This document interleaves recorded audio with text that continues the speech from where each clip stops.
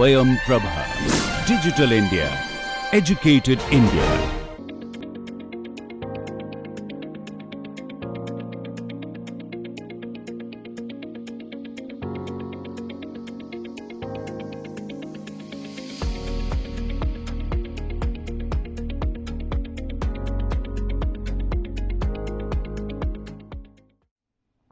Hello everyone, welcome to lecture 10 of this course on machine learning for earth system science. So, we are still in the module 1 of spatiotemporal statistics, but this is going to be the last lecture of this module. So, today we are going to talk about the topic of data assimilation. Now, what is the concepts we are going to cover today are data assimilation, Kalman filter and their applications in earth system science. So, now what is data assimilation? Now, we have already talked in some previous lectures when we are defining the Gaussian process and things like that. What we were doing is we were basically building these kinds of stochastic models for simulation of processes. We had said at that time that those models will be used for simulating or generating artificial data corresponding to the different processes. Now, these dynamical process models are there which are based on latent variables. So, these latent variables we can say they represent the system state in some sense. That is like we may have it need not, the system state may not be a single variable, but it can be like a collection of different latent variables. And typically what in case of most models what happens is that these latent variables they drive the observations. That is what also happened in the stochastic models which we had discussed earlier. Now, the observations are used to calibrate the model parameters and estimate the latent variables. So, like we had already discussed in briefly about how Monte Carlo Markov chain Monte Carlo, Gibbs sampling, parameter estimation and such things are used to update or to estimate the parameters of these models. But suppose that like there is some ongoing process which we are trying to predict like one step ahead using this kind of a model. Now, in this case what happens is that the observations they come in sequentially, that is we do not have a big set of observations to begin with, so that we can like calibrate the model by estimating the parameters accordingly, but the data keeps coming one step at a time. So, here what we do is we keep we keep on updating the model as and when the data comes. And the reason why we want to do the update is that so that we can make the better predictions of the future.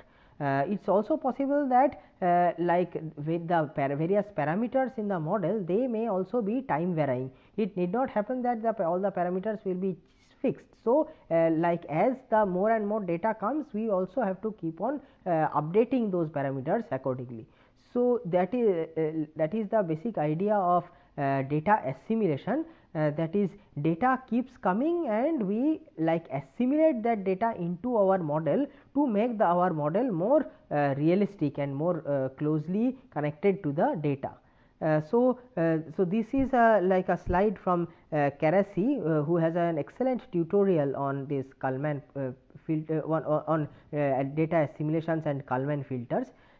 So, like in the various domains of earth system science, this concept of this data assimilation is quite heavily used in all these things. So, like the basic thing is that we have model simulations and we have observations.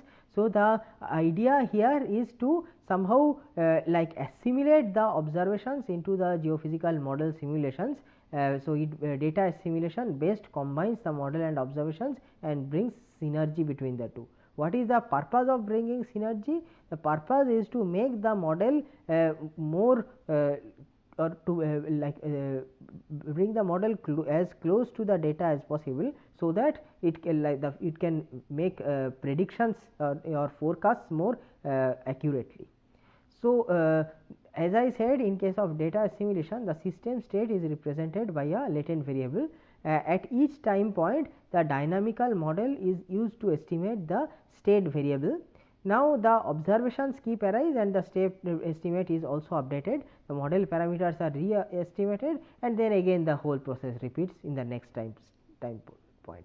So, that is how it data assimilation usually works, and it is solved in a probabilistic framework. That is, the probability, like we use the probabilistic framework to take into account the various uncertainties. I mean, even when we are building the model of a particular process, we will not be able to like include all aspects of that process in it. So, those aspects of the I mean, there will be various influencing variables which we are not aware of. So, what we usually do is those unknown influencing variables, we just consider them to be some kind of random noise which follow some particular probability distribution. So, in this case also the system state as well as the various observations, they are expressed using the probability density function. The latent state which we just talked about, of course, it cannot be measured directly. So, like it might, in fact, it might happen that different values of that latent variable may result in the same observation. So, if from the observations we may never be certain about what value the latent state variable has. So, in such a situation we may want to define some kind of a probability distribution over the range of possible values of it. Okay. And in such models we also usually assume that the system state follows the Markov process, where the present depends the value at present depends only on the past value, not in the I mean the previous time step, not on like say 10 time steps away or things like that. So, the PDF the uncertainties which we mentioned, they are represented as probability density functions, and these PDFs, these also keep evolving over time, and like we have to update these PDFs using the Bayes theorem. So, now the one of the most popular and successful approaches to this problem of data assimilation is the so called Kalman filter. So, in this frame, so Kalman filter is a kind of a framework. So, let us say that the state representations, they are like denoted by x1, x2 up to xn and so on. So, these are the latent variables. So, 1, 2, n etc., these denote the various time steps. So, now corresponding to those system states which are of course latent, we have observations which we denote by z1, z2 up to zn. And we also have inputs u1, u2 etc. So, these inputs can be like if you remember, we had like when we had discussed the geostatistical equation and the corresponding spatiotemporal stochastic model, we had considered the covariates. So, the covariates are non-random variables, they are exogenous variables which are provided, in a sense they are input to the network. So, these u1, u2 etc., they can be considered as the exogenous covariates of the process. Now, we have like these kind of models, they have two components. One is the observation model which depends on the system state x as well as the those covariates u. So, like in a sense this is something which we had discussed in those lectures, and then there is a state updation model also, which basically says how x n plus 1 depends on x n and u n, that is, given the system state and the covariates at this point of time, how will the state variable be at the next point of time. Okay. So, that is the state updation model. So, observation model and state updation model, these are the two fundamental parts of this kind of dynamical process model. Now, we usually are interested in three kinds of problems related to this. One is the filtering problem, that is, suppose you have observations from time 1 to up any particular time n, and you want to estimate x n, that is the current system state based on the current and all the past observations. That is what we call as the filtering problem. Next comes the smoothing problem. What is that? Let us say we have observed the full time series from t equal to 1 to t equal to capital T. We have all the observations. So, based on that, at any intermediate time step, we are interested in knowing the system step. that is the smoothing problem. And finally, the prediction problem, that is you have observation till time n minus 1, and based on that you are trying to predict or forecast what the system state is next going to be at t equal to n. So, these are the three main problems which we usually try to solve. Now, let us denote by x of n plus 1 comma n. This denotes the system step x at time n plus 1 as predicted as time n. So, what like x of n basically means the actual system state at t equal to n, but the system state we are not able to measure directly. So, we like always have to have some kind of estimate of it, and those estimates which we make, they also vary over time. So, if I am making the estimate of the present at present, it will take some value, or if I am estimating the future from the present or the past from the present, they will have different values. So, by x n plus 1 comma n, or in general x of I comma j, I mean the estimate of the system state at time I as estimated from time j. Okay. Similarly, x n comma n will mean the system state at time n as estimated at that same time n, and of course, u and is the input variable, and w is what we call as the noise. So, like we already said, why these processes should have some like we should consider some noise in the process. So, this is what the dynamical model of the Kalman filter looks like, that is x n plus 1 comma n, that is my estimate of the times of the system state at the next step of time is going to be or can be represented like this: f into x of n comma n plus g into u n plus w n. So, here x n comma n is of course the current estimate of the current state, and f is the transformation matrix, or you can call it as the state transition matrix. G times u of n, u n is the covariates at this point of time, and they can be mapped to the system state in future by this matrix called G, and then we have the noise W n. So, note that these F and G matrices, like you may be able to relate them to the A and B matrices which we had discussed at like in lecture 3 or lecture 4 when we are dealing with the geostatistical equation. Now, F is the state transition matrix and G is called the input matrix. So, of course, we need to estimate these matrices F and G from the data.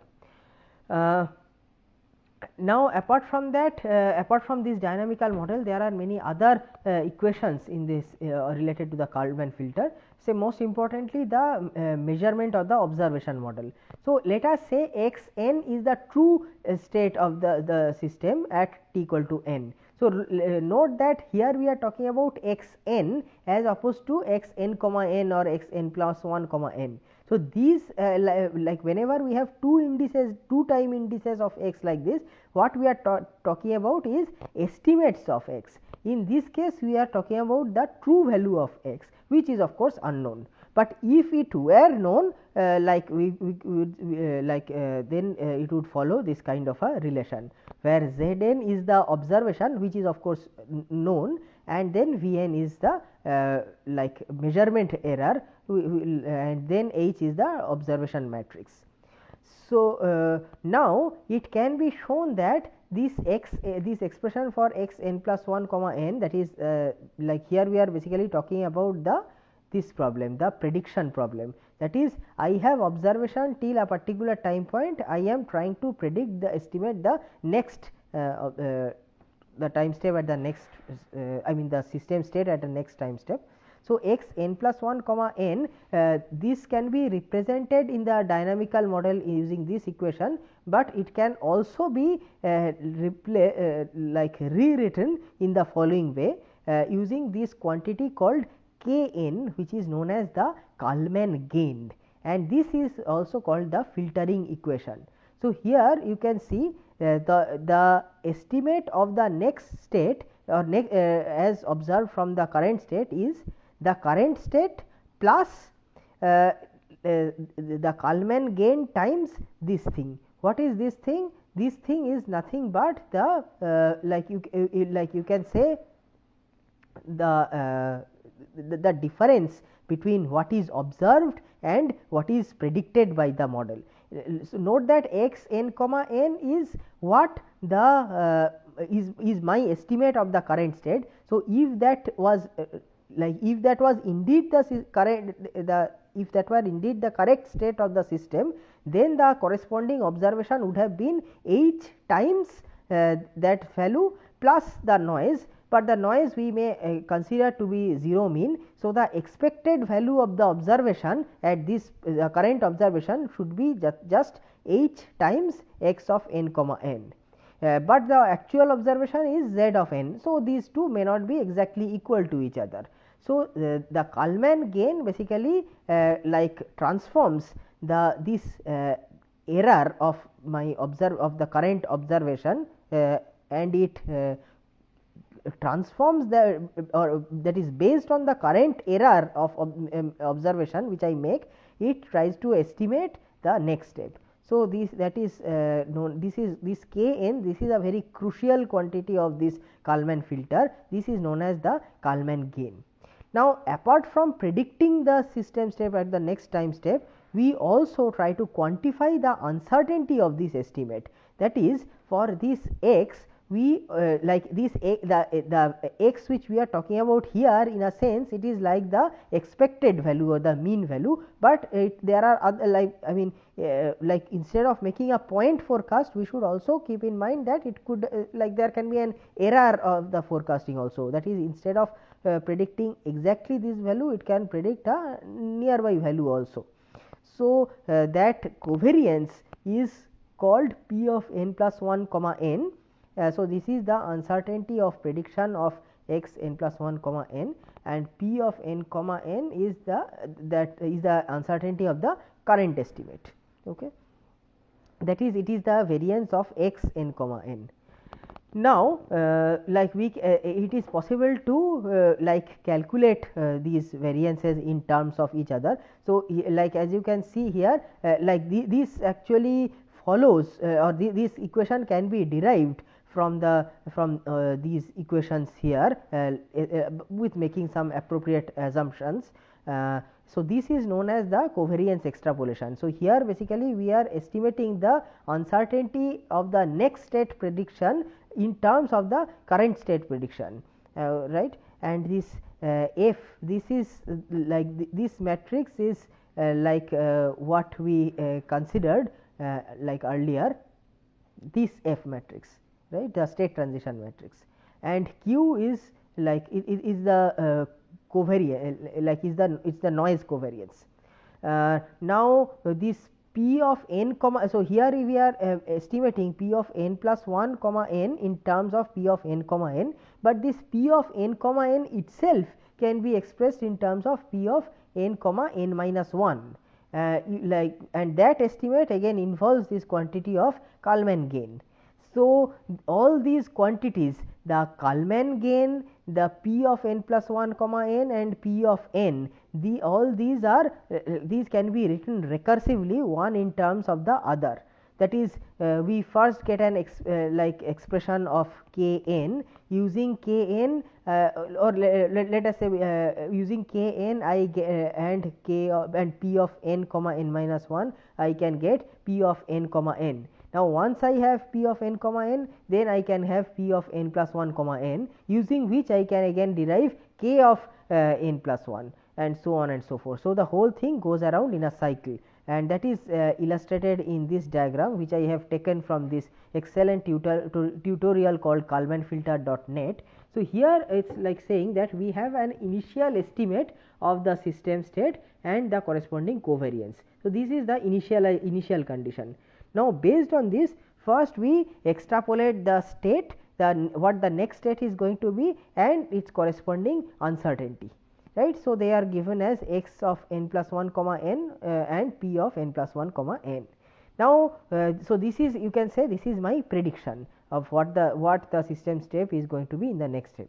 Now, at the next step I get the data, I get my observation. So, what I do now, first of all I calculate the Kalman gain. So, the Kalman gain I can calculate using the equation which we have already talked about. Next we can update our estimation of the system state using this kind of an equation. So, note that x of n comma n minus 1 is like it is the estimate of the current state which I had earlier. I mean, so when I made this kind of prediction, so this prediction in a sense it becomes something like this is the same thing. But here now we are talking about at time t equal to n plus 1 I am trying to update this prediction by using the Kalman gain. Now that I have obtained z of n, so I can now calculate this, and the Kalman gain, for the Kalman gain I already have this equation in terms of p of n comma n minus 1, but p of n comma n minus 1 is again something which I had already obtained. I mean I had already calculated. Now when I get this updated estimate, then I can of the current state, then I can also estimate the uncertainty or the covariance of the current state, that is p of n comma n, that can be calculated in terms of the quantities that are already known.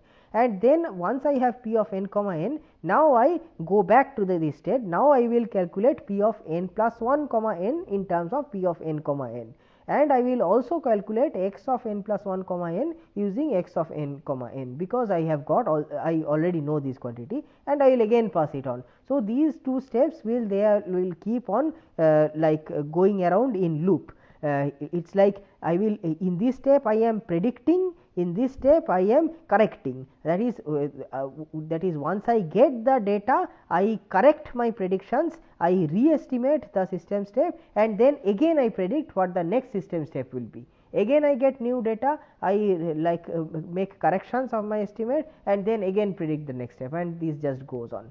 So, this is how the Kalman filtering works. So, as you the equations we were discussing so far, all those equations we had some kind of a noise variable, this kind of a random variable, right?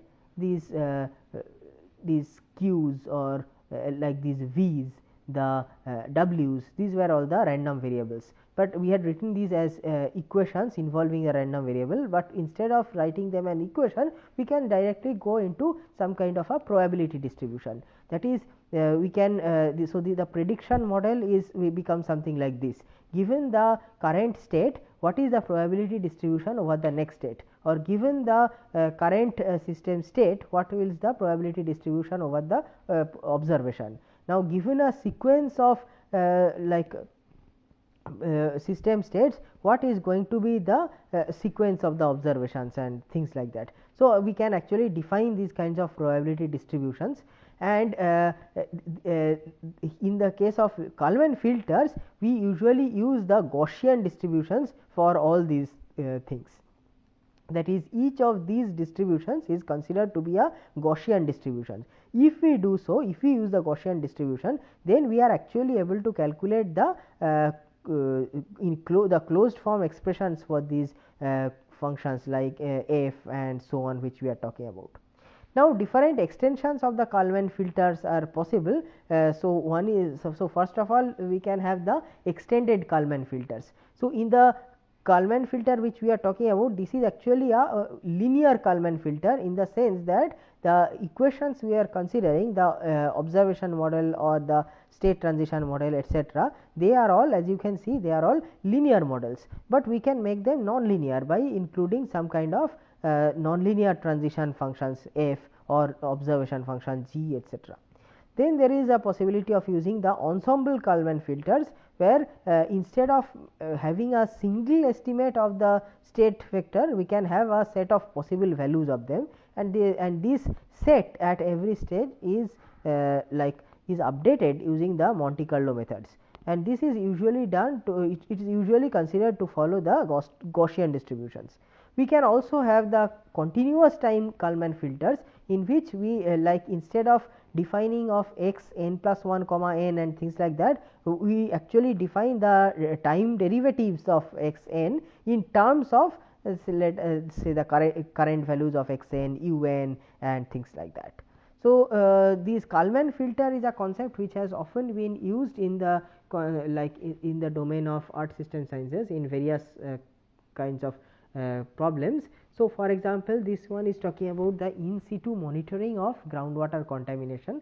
So, we we are focusing on the contamination of groundwater, but we have observations at sparse time intervals, and like we have what is known as the in situ observations, that is only at certain points, certain particular locations we have, say something like well, where we have the it is possible to measure the purity of groundwater using sensors and things like that, but in other locations and we do not have these kinds of measurements. So, what we do is we use a Kalman filter. So, at a at any given location we try to estimate. So, like in this case actually rather than time we are doing the like we are actually moving over space, and at any given location let us say I have some kind of model for the groundwater contamination. So, let us say in this case the system state may represent the purity of the groundwater, and like at and we see that is the model basically tries to predict how in other locations the I mean the and also at as a time series that is also possible at other locations and at other points of time how the purity of groundwater will change. Now, at we have when we have in situ measurements, that is at a single location at a single point of time, then I will once I have that observation, that then I can modify my system state accordingly, and then again go on predicting at other locations and other time points. Then again I will have some in situ observations, again I will update, and so on, the whole process will go on. Okay. And similarly I can also do the review of of the ensemble Kalman filters of the atmospheric atmospheric data assimilation and so on. So, regarding references, I will actually direct you to this excellent tutorial called kalmanfilter.net. So, like here all the various equations related to the Kalman filters and their actual values, assuming the Gaussian distribution and so on, they are derived in great details. I actually encourage you to go through all those equations and try to understand how all the derivations, etc. And then there are also several papers where these concepts have been used in various domains of earth sciences. For example, there are GCMs, these are the global climate models. Now, in case of these global climate models, this data assimilation is a very important thing, because like these models, once they start once we run them with some initial conditions, they may go along a entirely different trajectory which have nothing to do with the like what has actually been observed. So, it is necessary to ground those simulations to reality, and that is achieved with the help of data assimilations. But these when these GCMs are assimilated with data, then they actually give us like what is known as reanalysis data. So, when we have these data sets of, let us say, sea surface temperature from all over the world and things like that, that is like such data is actually what is known as reanalysis data, that is it is not pure observations. We cannot actually measure the sea surface temperature at all parts of the world, because we do not have so much of sensing power, but we can you can say marry the observations with some kind of model, that is the purpose of data assimilation, and then we can get the estimated data like from all over the world. And then there in various other hydrological and other processes, these concepts of data assimilation is often used, and this Kalman filter or the various extension of the Kalman filter that we discussed, they are all very useful. So, the key points here is that the dynamical models are used to make forecasts starting from some initial conditions. The data assimilation is used to keep updating the dynamical model with the observations as and when they arrive, and to keep so these updates include the state variables as well as the various parameters. Now, a well known approach to data assimilation is Kalman filter. Its standard form of Kalman filter is using linear functions for the measurement as well as for state transitions using the Gaussian noise, and this can but it can also be extended to nonlinear and ensemble estimates. So, with this we come to the end of not only this lecture, but also this module 1 on spatiotemporal statistics. So, the next module will be the machine learning methods for earth system science. So, which will start from the next lecture. So, till then, goodbye.